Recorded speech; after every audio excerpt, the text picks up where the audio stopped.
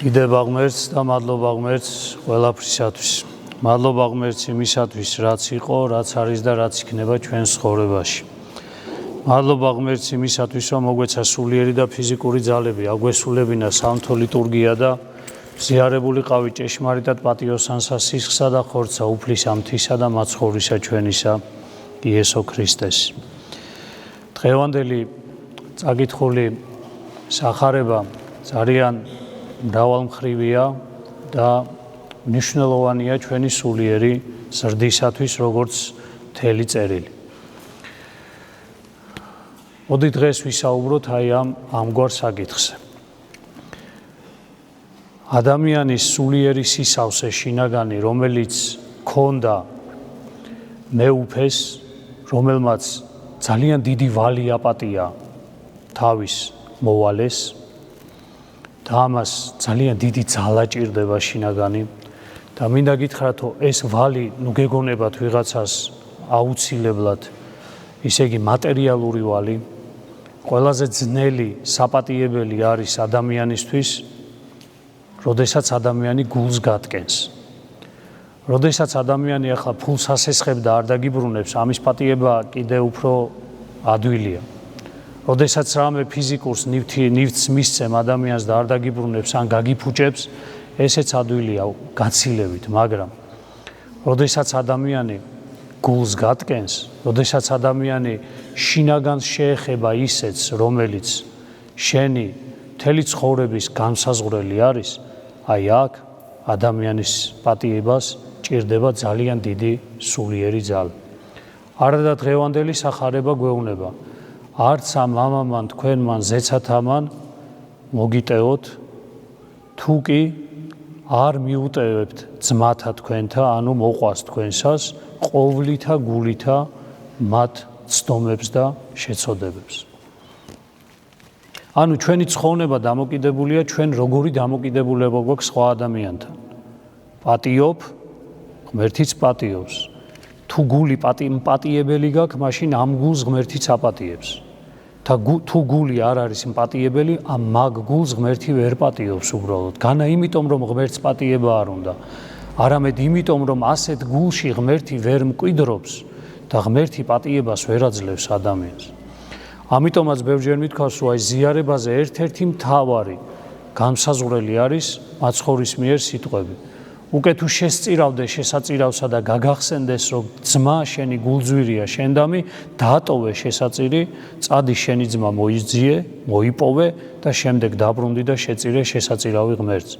ამითი უფალი გვეუბნება, რომ უპატიებელი და შეუნდობელი გულით ნუ მოხვალ ჩემთან, იმიტომ რომ მე შენდობას ვერ მოგცემ, განა კიდევ ვიმეორებ, განა იმიტომ რომ არ მინდა უბრალოდ შენში ვერ დამკვიდრდები, რადგან უპატიებელი გული არის ადგილი, სადაც ღმერთის მკვიდრობა ვერ ხდება.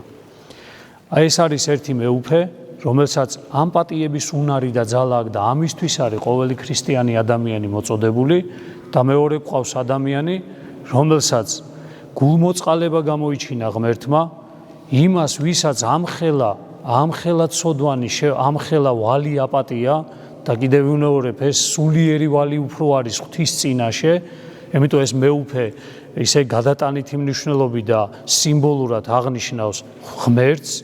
ღმერთმა მიუტევა ადამიანს თავისი მთელი ჭაობი, თავისი მთელი ჯოჯოხეთი შინაგანი, მაგრამ გამოვიდა ადამიანი თუ არა,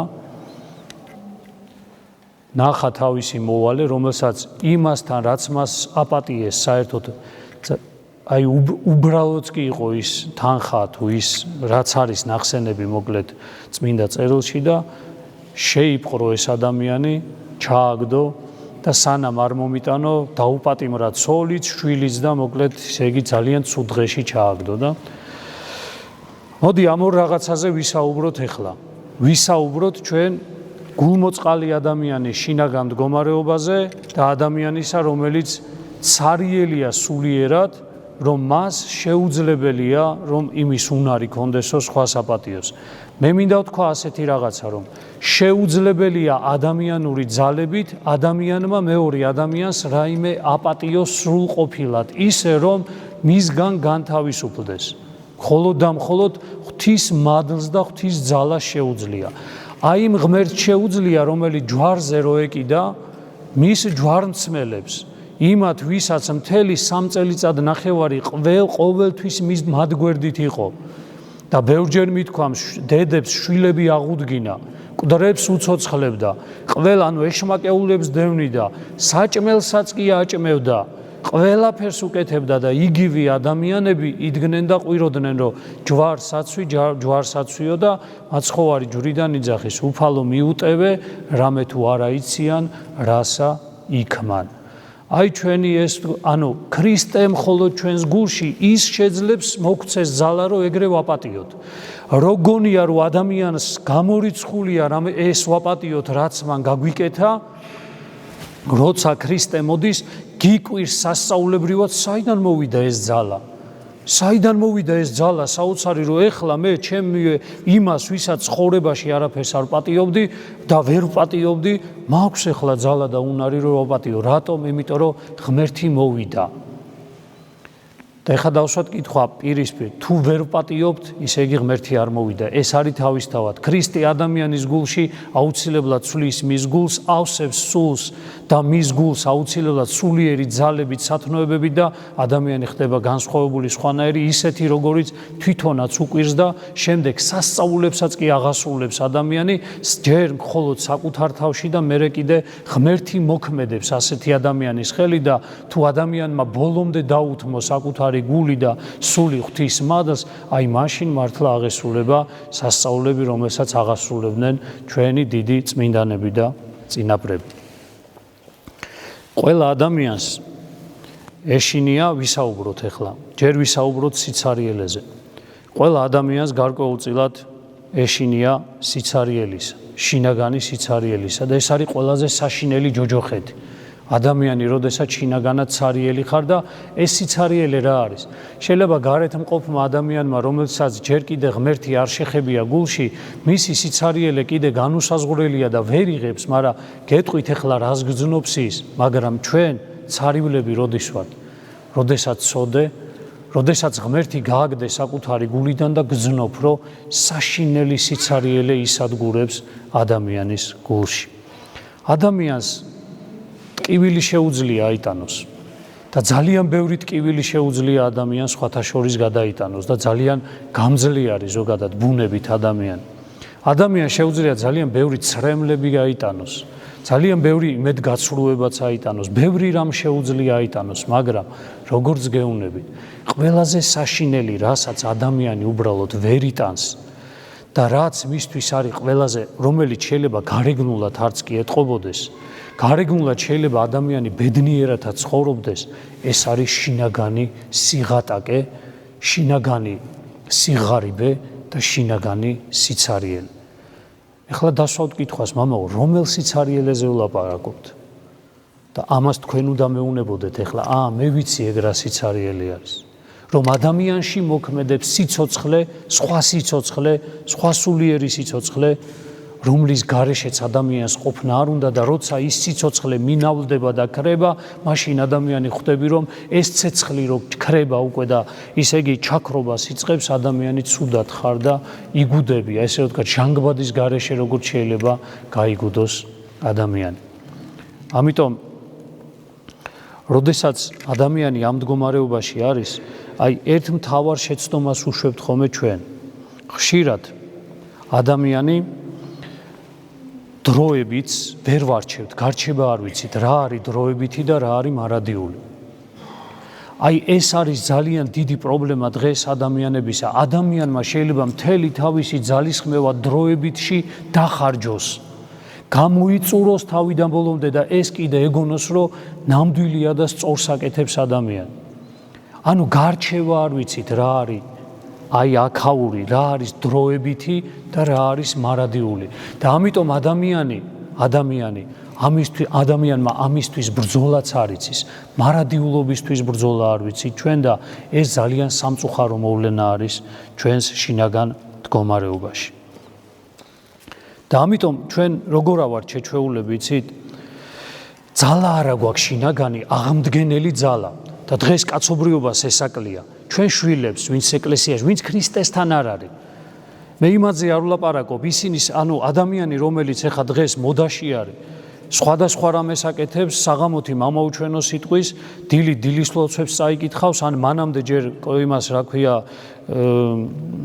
გადაამოწმებს საკუთარ ამიმას, რა ქვია, ნიშნები რო არის, ისე იგი ჰოროსკოპს გადაამოწმებს, მერე საღამოთი არც იმაზე იტყვის უარს, რომ ყავაში ჩაიხედება და თუ ძალიან გაუჭირდება, არც იმაზე არ იტყვის უარს, რომ წავიდეს მკითხავთან და რაღაცა მოკლედ ან მლოცავთან და ან ჯღიბავთან და რაღაცები გააკეთოს. ანუ დღეს ძალიან მოდაშია, ნუ გიკვირთ. აღსარებაში წერენ ადამიანები 20-25 წლის მრევლი ადამიანები იმას შინაგანად სავსე არ არის, არა აქვს ძალა და უნარი რა დაუპირისპიროს იმ ტკივილს, ცრემს, რაღაცა იმედგაცრუებას და ადამიანი როცა არის დაბნეული, მე არ ვიცი, საშინელებებს აკეთებს შემდეგ, ანუ მოკლედ ღალატობს, ესე რომ ვთქვა, თავის შინაგანს, თავარს, რაც არის მოკლედ ქრისტეს ღალატობს ამ შემთხვევაში. ამიტომ ძალიან მნიშვნელოვანია, რომ ჩვენ ვიცოდეთ ერთი რამე, რომ ჩვენშიც მოვა ტკივილი, მაგრამ რა უნდა იყოს ჩემში, რა არის განსხვავება, აი წეღან რო ვთქვით ჩვენ იმ ადამიანს, ვისაც პატიება შეუძლია და ვისაც პატიება არ შეუძლია, იცით რა განსხვავება არის? მაგალითად, ვისაც პატიება შეუძლია, ანუ სულიერი შინაგანი ძალა აქვს, ერთ რამ ეს ასეთ რაღაცას ფიქრობს, რომ თუ დღეს ბნელა ჩემს გულში, მე არა მაქვს განცდა, რომ ხვალაც ებნელება, მე ვიცი რომ გათენდება. გამიგეთ? ანუ ქრისტიანი ადამიანს სხვა იმედი, სხვა შინაგანი იმედი აქვს, შინაგანი საოცარი იმედი აქვს, რომ ხვალ აუცილებლად გათენდება. ადამიანი, რომელსაც დღეს ძალა არ გააჩნია, ხშირად ფიქრობს, მე არასოდეს აღარ მექნება ეს ძალა, რამდენი მინახავს, სუწუწუნებთ, არ გეწყინოთ. აი რომ დაუდგები ადამიანს სიხარულზე ბოლოს ვინ მესაუბრა, რომ აი, იცი რა, მამაო, რა კარგია, რომ ქრისტიანები ვართ, რა ბედნიერები ვართ, ეკლესიის წევრი რო ვართ, რა ბედნიერები ვართ, აი ამ წიაღში რო ვართ, ქრისტე რო ჩვენ გულშია დამკვიდრებული, რა კარგია, რომ ეს შეგვიძლია და ამისთვის ბრძოლა შეგვიძლია, როგორი თავისუფლება გვაქვს, როგორი სიყვარული გვაქვს, გარეთ შეიძლება პრობლემები გვაქვს, მაგრამ შინაგანი სიხარული ბოლოს ასეთი ქრისტიანი მე არ მინახავს 10 წლეულებია, მე არ მინა ყველა ანუ ვაიმე ისე იგი რა გვემართება და ჩვენ ქვეყანას არაფერი ეშვენება და ჩვენ სამშობლოს არაფერი ეშველება და იმას არაფერი ეშველება და ის რა ქვია მოსავალი არ მომივიდა და სეტყვა მოვიდა და ის ანუ ისე იგი ეს ეხა სოფლიდან გამომდინარე ვიძახი და ქალაქში ხო საერთოდ იმხელა მიზეზი არსებობს ამისა, რომ ყველა ადამიანი როგორ არის, მე არ მინახავს ადამიანი, ჯერ რომ წლებია მაგალითად გარდაიცვალა, ვიღაც გარდაეცვალა, ახლობელი გარდაეცვალა, ვიღაც ძალიან ეთკინა, მაგრამ წლების მერე რაღაცა მომენტში მაინც იძახის, რომ ღმერთო, მადლობა, მამა, ვიცი რა კარგია, რომ ქრისტიანები ვართ, ეხლა მივხვდი, რომ ისე იგი ჩვენც რო გარდავიცვლებით, ჩვენც მარადიულ ცხოვრებაში წავალთ, ჩვენ მიცვალებულებთან ერთად ვიქნებით, ჩვენ ღმერთის სასუფეველში ვიქნებით, მე ვერ ვნახე ესეთი ადამიანი. ვერც თქვენში და მე არ შემხვედრია უამრავ ადამიანს ველაპარაკები და სამწუხაროა რომ ჩვენ შვილებსაც ასეთ ქრისტიანობას ვასწავლით. არადა ქრისტიანობა რა არის დღეს ბნელა ვიცი რომ ორ წამში შეუძლია ქრისტე შეუძლია ნათელი მოიტანოს ჩემს გულში. დღეს ძალები არა მაქვს და არ შემიძლია რაღაცის კეთება, ვიცი თუ კი ღმერთი ჩემთან იქნება, მე ისე იგი ძალები მომემატება აუცილებლად. ანუ ქრისტიან ადამიანს აქვს ის რაღაცა შინაგანი სიცოცხლე და ძალა, რომელიც გარეთ არსად არ არის. და აი მე როდესაც უყურებ, მე ჩემ თავსაც ასე უყურებ. როდესაც წავიცე, როდესაც რაღაცა მტკივა, როდესაც უდათა ვარ, ჩემ თავს ვეუბნები, შენ ხო არ ნებდები. ესე იგი გამოდის, რომ შენ თუ ნებდები, ან ტკივილს უნებდები, ან მოკლედ იმედგაცრუებას, ან უსიყვარულობას, ან ღალატს, ამას თუ უნებდები, ისე იგი ნიშნავს, რომ შენში ქრისტე არ არის, იმიტომ რომ ქრისტე ამას არ ნებდებოდა. უღალატეს კიდეც. წეღან გითხარით, თავისმა საყვარელმა ადამიანებმა უღალატეს და მოკლეს, ყველაფერი გაუკეთეს, რაც შეიძლება პიროვნების დასამცირებელი იყოს, მიწასთან გაასწორეს მთელი მისი არსება. არსება არა როგორც ღვთაებრივი, არამედ ადამიანური. ფეხქვეშ გაქელეს მისი, როგორც ადამიანის არსი. და ქრისტემ რა თქვა, ანუ იმან გაიმარჯვა ამ ყველაფერზე. როგორ გავიმარჯვოთ ჩვენ აი ამ სიცარიელეზე, როგორ გავიმარჯვოთ? იმიტომ რომ ჩვენში სულ ეს არის. დამიჯერეთ, ეს იწევს ზუსტად ამ სიცარიელეს. სულ ნეგატიური ფიქრია. სულ ნეგატიური. კი მესმის აღსარების დროს ადამიანი უნდა იძახდე რას, რომ ღმერთო, აი ეს დავაშავე, კი ეს დავაშავე, მაგრამ ვიცი რომ გათენდება. მე იმიტომ ვაკეთებ ამას, რომ შენ ჩემს გვერდით იყვე და შენთან ერთად სინათლე იქნება. ანუ აზრო ფიქრი ადამიანისა, ქრისტიანი ადამიანისა ყოველთვის გამარჯვებით უნდა სრულდებოდეს. კი არ უნდა სრულდებოდეს აიმით ისე იგი და აი დაცემით, კი არ უნდა სრულდებოდეს რაღაცა შინაგანი ესეთი, როგორ ვთქვა, გატეხილობით. არა, უნდა სრულდებოდესო ღმერთო, ქრისტე, თუ შენ ჩემთან ხარ, მე ხო ვიცი რომ შენ წუთი სოფელს ძლიე, წმინდა წერილში წერია, ნუ გეშინიათ რამე თუ მე მიძლევიე სოფლისა. და მე დღეს ხედავ ადამიანებს, რომლებსაც სოფელს აყავ დამარცხებული, თავისი სიცარიელის გამო, ანუ ქრისტეს გარეშე მყოფობის გამო, სამყარო მთლიანად და ადამიანი დღეს წუთი სოფლის სულს ყავს, დაცემული, დაბეჭავებული, დამონებული. Იმიტომ რომ ჩვენც ასე ვართ, აი რა ვიცი რა, იქ სულ წუხვართ, სულ წუწუნებთ, ის გარდამეცვალა, ეს მოხდა, ის არ მოვიდა, გახარებული ქრისტიანი არ მინახავს. ხალხო, ეს ჩვენ იმ წუთის სოფელში ვცხოვრობთ, სადაც სიკვდილი არსებობს. ჩვენ ვცხოვრობთ სამყაროში, სადაც ისე იგი ჩვენ ბუნებაც გმტრობს. ჩვენ ვცხოვრობთ სამყაროში, სადაც წუხილი ხდება იმედგაცრუებით არის სავსე. ღალატით არის სავსე ეს სამყარო, დილით რო გაიღვიძებ, რო გაახელ თვალს, ყოველთვის იფიქრე, რომ რა სამყაროში იღვიძებ ადამიანი. მაგრამ ამ სამყაროში არსებობს ნათელი წერტილი, რომელიც ამ წუთის სოფელზეც მამარჯვებინებს და შემდეგ ძალას მაძლევს, აი როგორც სარკმელი აქვს, აი ახლა აქ რო თლიანად დაბნელებული იყოს და ერთი პატარა სარკმელი იყოს, საიდანაც შუქი შემოდის და სინათლე შემოდის და სინათლეს ხედავთ, საიდანაც ადამიანის გულს შეუძლია გავიდეს და მარადიულობაში ამყოფოს საკუთარი თავი, ბიოლოგიური და ცოცხალიც რო იყოს. აი ეს არის ის, რაც სიცარიელეს კლავს.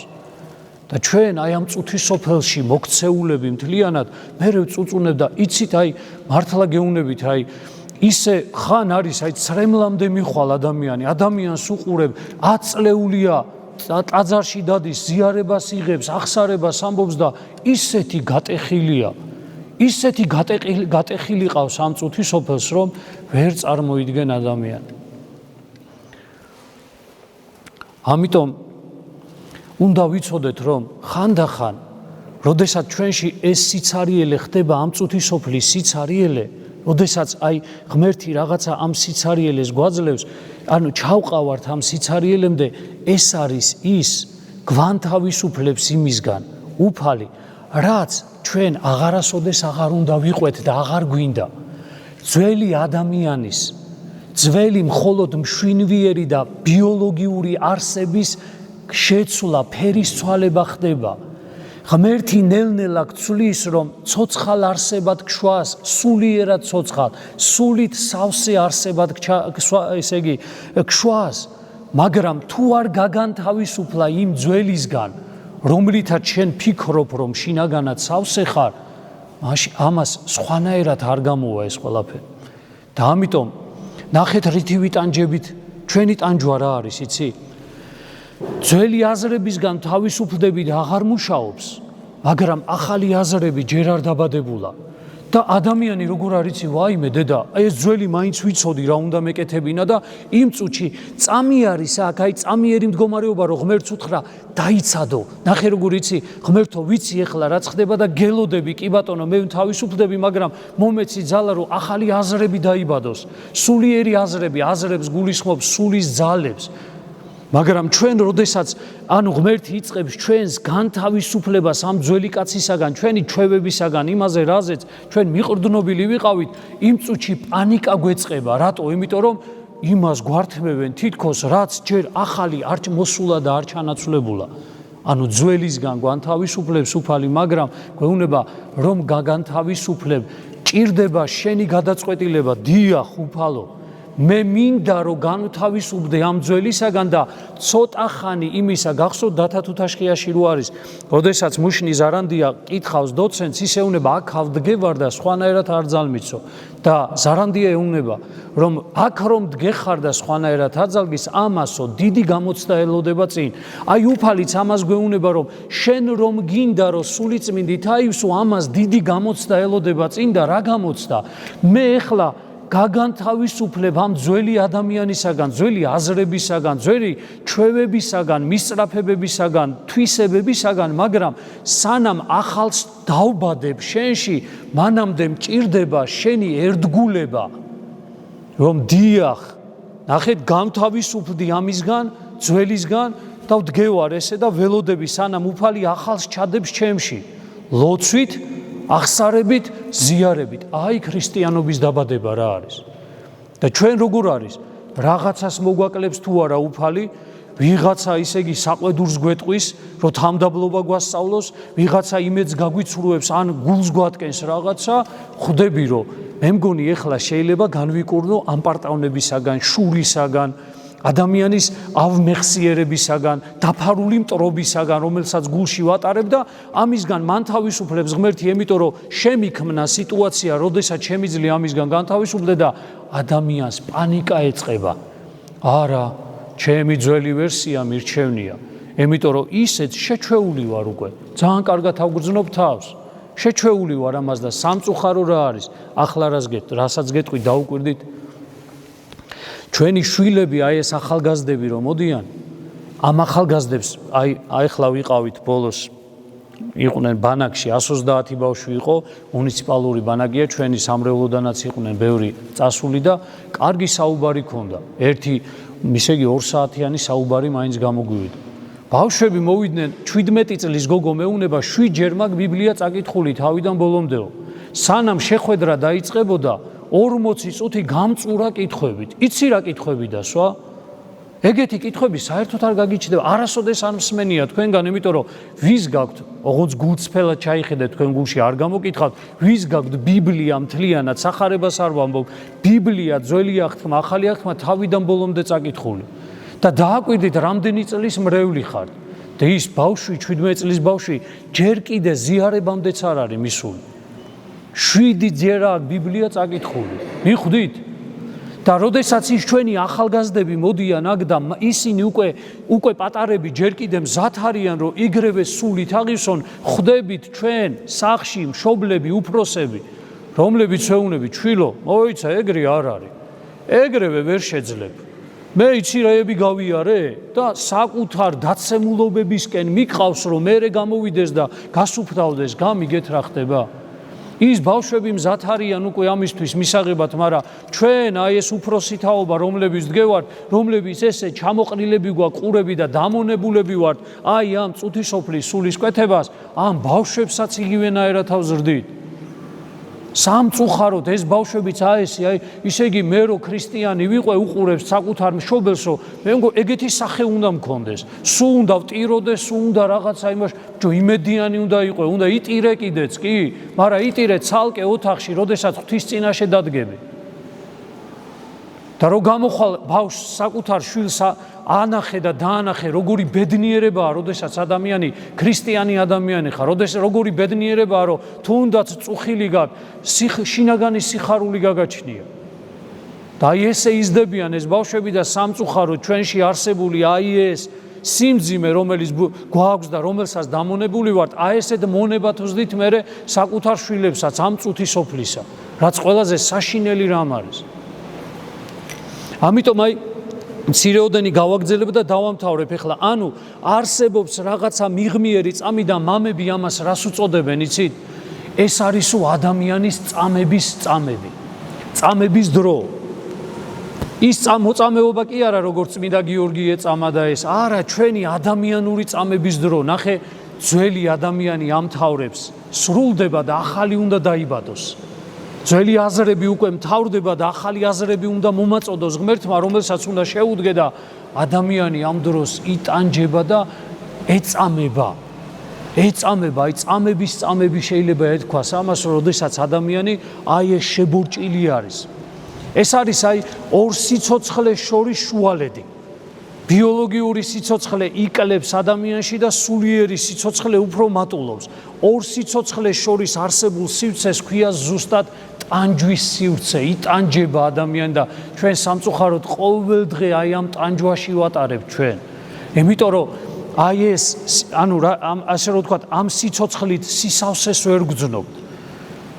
ანუ ღვთის სიცოცხლე არ არის ჩვენში, ღვთის მშვიდობა არ არის ადამიანში.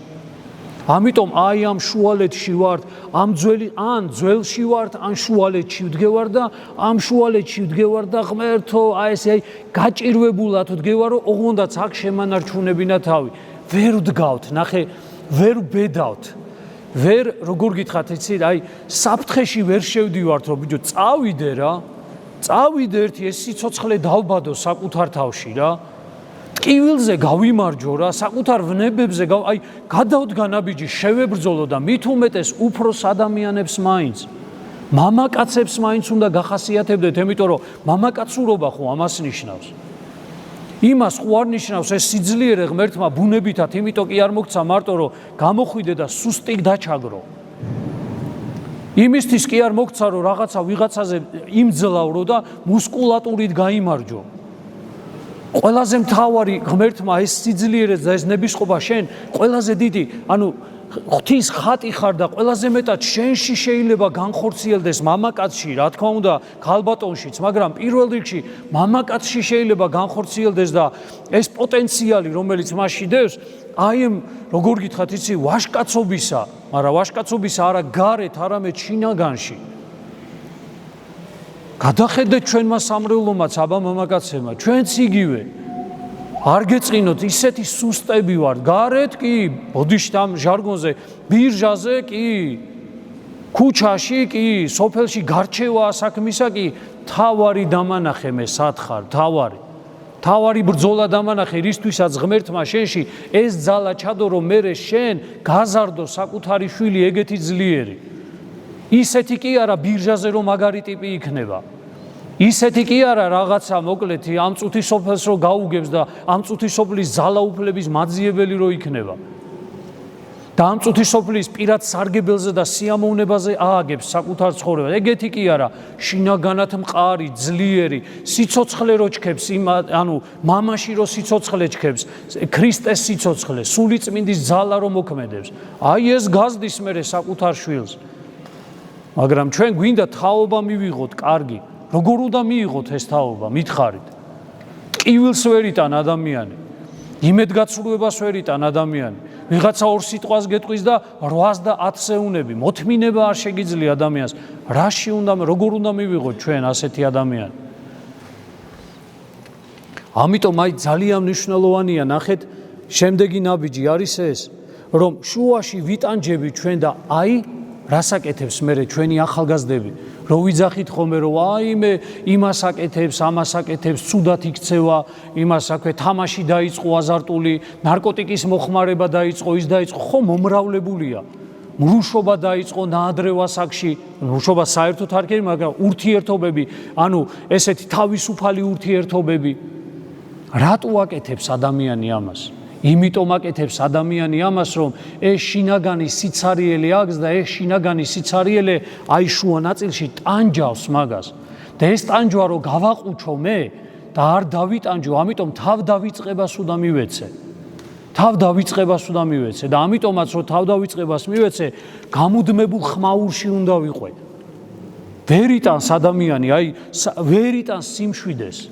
ოჯახში ვერ იტანენ სიმშვიდეს, აი მაგალითად გამორთო ყველაფერი, გადანაწილდა, შვიდათ დაიწყო ადამიანმა ოჯახში საუბარი, სულ გამუდმებული, ან რაღაცა ტელევიზორია ჩართული, ვიღაცა ტელეფონებშია ჩაყუდებული, სულ ხმაური უნდა იყოს, რატო ოღონდაც საკუთარ თავთან მარტო არ დავრჩე, ამ ეს სიცარიელე, მტანჯველი სიცარიელე, სიცარიელესთან არ დავრჩე პირისპირ.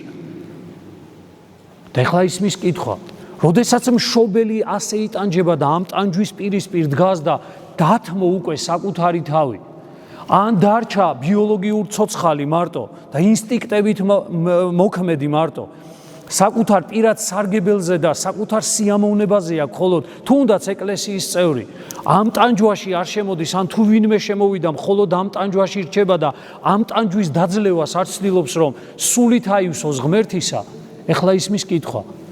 ჩვენმა ახალგაზრდებმა სად უნდა ისწავლონ ეს? და მერე გადავგვაქვს ხოლმე. წამო ის მოვაწყოთ, რა ქვია, რაღაცა მსვლელობა მოვაწყოთ, წამო ის გავაკეთოთ, ეს გავაკეთოთ. ხალხო, ჩვენ ბავშვებს ჭირდებათ ეს ასეთი გამარჯვებული უფროსი თაობა. აიღეთ უბრალოდ რაც გითხრა, ესაა ქრისტიანის გზა. ძველი კაცი ბიოლოგიური არსება, მშვინვიერი არსება, შუაში ტანჯვა უნდა გაიაროს, რომ ეს ძველი კაცი გარდაქმნას და ფერი უცვალოს. ღმერთი აქ ამ ნაწილში ელოდება ადამიანს და შემდეგ უკვე შობს მასში ახალ ადამიანს და ახალ კაცს. თაობა 20 წელია, 30 წელია ტაძარში დავდივარ და ამისკენ საერთოდ მისწრაფებაც კი არა გვაქვს.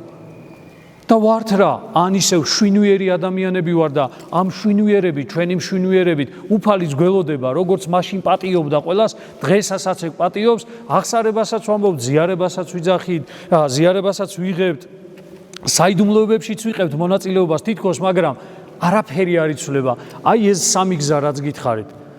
ყოველთვის ეზიარებით თუ რასაც არ გინდა აკეთებდეთ, ამით განსაზღვრეთ საკუთარი თავი, ეხლა სადა ხართ?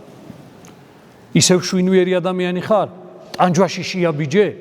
შეხვედი ტანჯვაში, ხშირად ზიარების მერე ადამიანი გზნობს, რომ ბიჭო, უფრო ცუდათავა, რატოა ცუდად თუ იცი? იმიტომ რომ ღმერთმა ამ შვინვიერობიდან ამ წინწაკწია. ტანჯვაში შემოგიყვანა, აბა ზიარება მიიღე, ეხლა აბა შეძლებ ტანჯვის გაძლებას, შეძლებ მოთმინებას, რო დაგამცირეს, რო რაღაცა გითხრეს და ადამიანი პანიკურიში, რა, ეს არ მინდა, გარბის ისევ შვინვიერებაში. ჩვენი ცხოვრება ეს არის. და ცოდოები არიან ეს ბავშვები, ვინც დღეს აქ მოდიან, ახალგაზრდები რომ მოდიან, როდესაც ასეთ მონობის მდგომარეობაში გვხედავენ ჩვენ როგორც ქრისტიანებს და არა როგორც კიდე გეუნები გარეთ მყოფ ადამიანებს ეხლა. მაგარ ტიპებს ადამიანებს, რომლებიც იქ ვიღაცას იმას ვიზავ და ფული აქვს და ძალაუფლება აქვს ადამიანს და ასე და ასე. არა, ის სხვა რამეს ელოდებიან ისინი ჩვენგან. გამარჯვებულ მამას ელოდებიან ისინი. სულიერად გამარჯვებულ მამას. და ამიტომაც, როდესაც დღეს ჩვენი ახალგაზრდა თაობა ამ რაღაცებით არის დაკავებული, ყველამ გადავხედოთ საკუთარ თავს, რა მაგალითს ვაძლევთ მათ. რა მაგალითს იმას არა, კიდე გეუნები და რაღაცა იქ სხვა, ეს სჭირდებათ მათ, რომ შეიძლება თურმე მოვითმინო რაღაცა არ ამქონდეს და ამავე დროს ბედნიერი ვიყვე. ბევრი ფული არ მქონდეს, მაგრამ შეიძლება ბედნიერი ვიყვე. ბოლო გამოშვების iPhone ან ტელეფონი არ მქონდეს, მაგრამ ბედნიერი ვიყვე. არ მეცვას საუკეთესო ბრენდებით ბრენდის მიერ შეკერილი ტანსაცმელი, მაგრამ ბედნიერი ვიყვე. და მართლა უნდა ხედავდნენ ამას. შობელი, რომელიც გაჭირვებაშიც იტოვებს ადგილს, გახარებული იყოს. ეს არ არის დღეს. ეს არ გვაქვს დღეს ჩვენ. და რაც ვართ ჩვენ, ნაყოფიც იგივეა. ვაშლის ხისგან ვაშლი შორს არ ვარდება. რაც არის ვაშლის ხე, ის იქნება ვაშლი. რაც აქვს ფესვებში, ის ექნება მას ნაყოფშიც.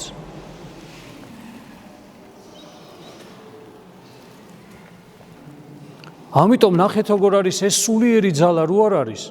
ადამიანს რა ანადგურებს გითხრა? ტანჯვა კი არ ანადგურებს. თქვენ ფიქრობთ, რომ ტანჯვა ანადგურებს? არა. ტანჯვას ადამიანი იტანს. და რა ანადგურებს თუ იცით ადამიანს სინამდვილეში? ტანჯვის უაზრობა. ადამიანმა არ იცის ეს ტკივილი რო აქვს, რატო აქვს? იმიტომ რომ უაზრობა გონია, ახლა რატო ვიტანჯები? რა ხდება ეს? რატო უნდა ვიტანჯებოდე? ის თუ არ იტანჯება, მე რატო უნდა ვიტანჯებოდე? ტანჯვის უაზრობა კლავს ადამიანს და უბედურს ხდის ადამიანს. რაიმე ცოტა მეტკინება თუ არა უნდა ვიცოდე, სიცოცხლის მქონე ადამიანი, სულიერი სიცოცხლის მქონე ადამიანი. ეგრევე ხდება.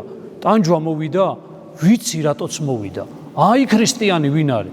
ვიცი მოვიდა, ტკივილი მოვიდა, ფიზიკური ტკივილი მოვიდა, იმედგაცრუება მოვიდა, ყველაფერი რაც შეიძლება ამ წუთის სოფელში იყოს. მაგრამ მე ვიცი რატოც მოვიდა, ჩემი ტანჯვა უაზრო არ არის. ქრისტიანმა ადამიანმა რა იცის? ქრისტიანის ტანჯვა არასოდეს უაზრო არ არის. მან იცის, რომ ის გზას გადის.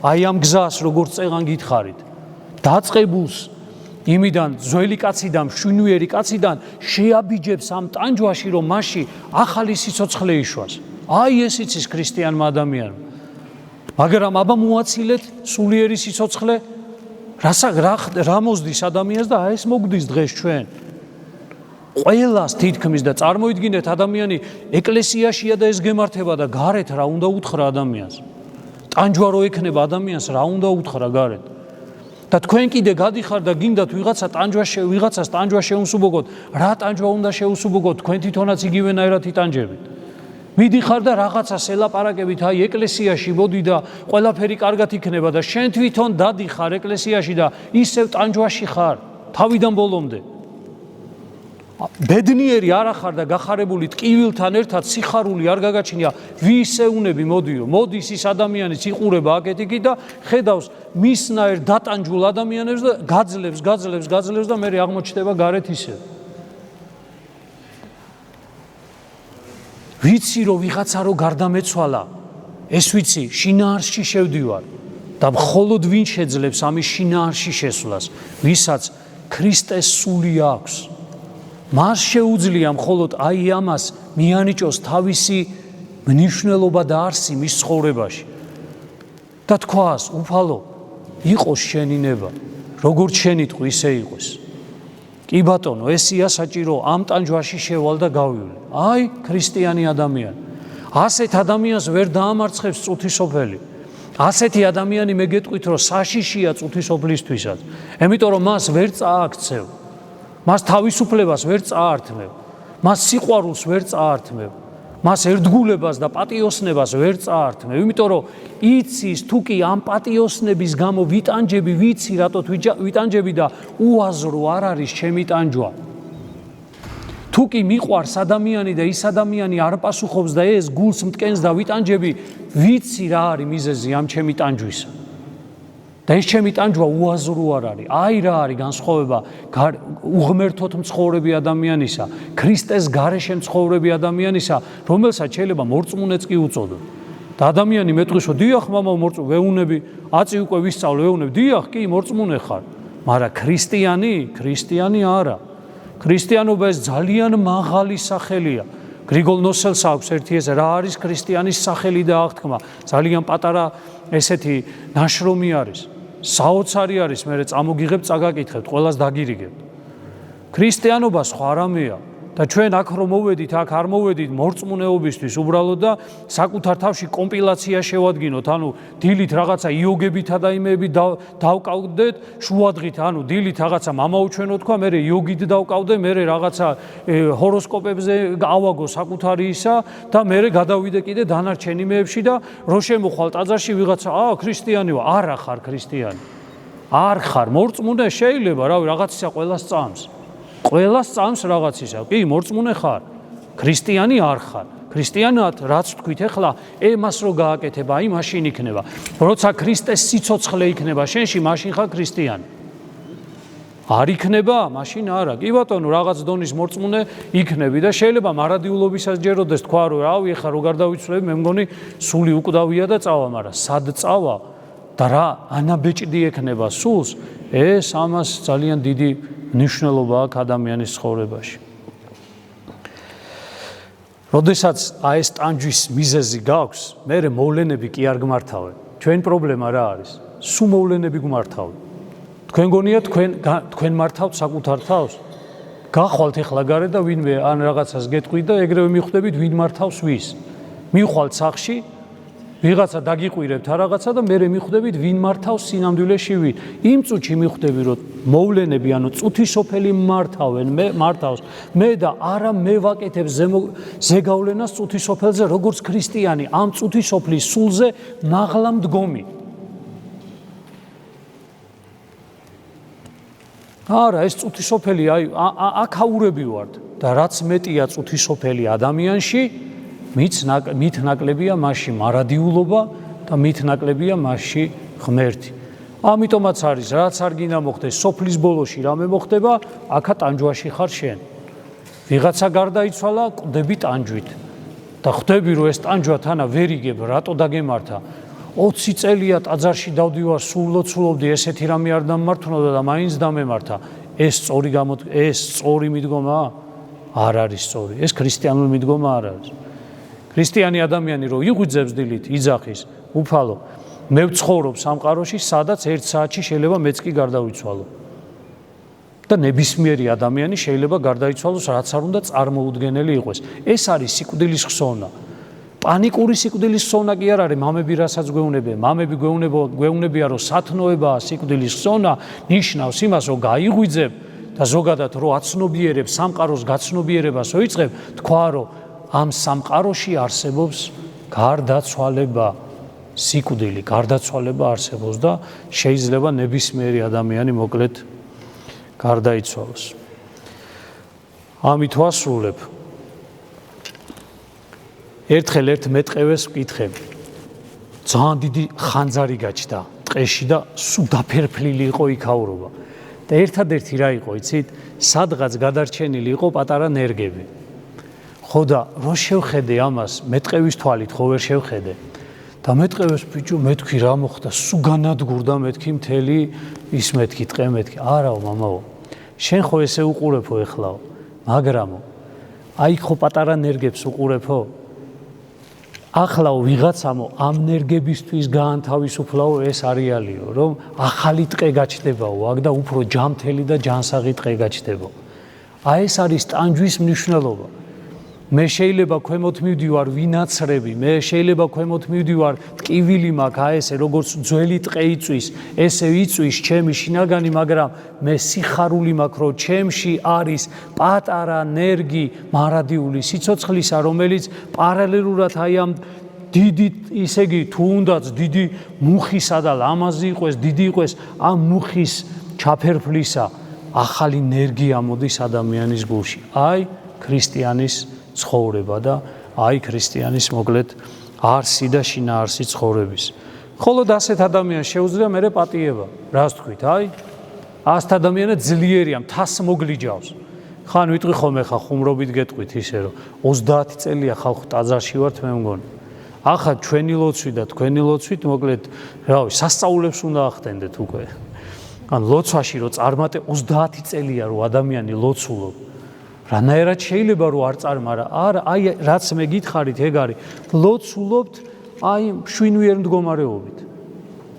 ტანჯვაში ვერ შევდივართ გვეშინია და მით უმეტეს შობა სულიერად რო ვიშვას, ეს საერთოდ თითქმის უცხოა და აქ ღმერთი თუ თვითონ მოვა ხოლმე და მოკლედ თვითონ ღმერთი გვანუქეშებს ხოლმე ამ ჩვენი ცხოვრებით. ღმერთმა დალოცვილი, დღეგრძელი, გახარებული გამყოფოთ, გილოცავთ რაჟდენობას. მე მინდა აქედან მიულოცო ნიქოზის ცხინვალისა და ნიქოზის ეპარქიას და უშუალოდ ჩემთვის ერთ-ერთ საყვარელ მღვდელმთავარს მეუფე ისაიას და ღმერთმა გააძლიეროს მეუფე ისაია მისი სამუდელო და სამონაზვნო დასით, იმიტომ რომ უდიდეს საქმეს აკეთებს. როგორც სულიერს პირველ რიგში, იმიტომ რომ უდიდესად მლოცველი ადამიანია. მის გვერდში ყოფნა და მის გვერდში დგომა იმ წუთში ხვდები, რომ ადამიანი არის რაღაცა მადლის მატარებელი და რაღაცა სული, სხვა სული არის, რომელიც მოკლედ განსხვავებული და განსაკუთრებულია, რომელზეც დღეს ვილაპარაკეთ და ღმერთმა მათი ლოცვით და მთლიანად ეკლესიის ლოცვით დღეს 9 ძმა ხერხეულიძისა და დედისა და დის ხსენებაც არის მათი და აი ამათი ყველასი ჩვენი დიდი წინაპრების ლოცვითა და მეოხებით ღმერთმა დალოცოს, აკურთხოს, გაამთლიანოს საქართველო ჯერ სულიერად და შემდეგ კიდე ფიზიკურად. ამინ. დალოცვილი და დღეგრძელი იყავით.